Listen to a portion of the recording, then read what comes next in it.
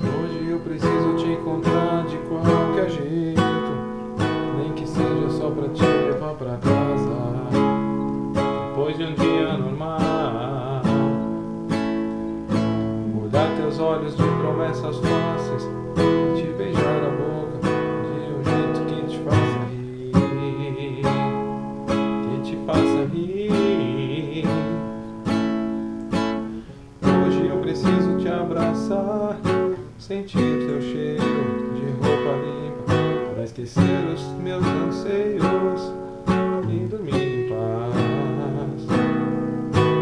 Hoje eu preciso ouvir qualquer palavra sua, qualquer frase exagerada que me faça sentir alegria em estar vivo. Hoje eu preciso tomar um café, ouvindo você suspirar, me dizendo que eu sou o causador da tua insônia, que eu faço tudo errado sempre, sempre.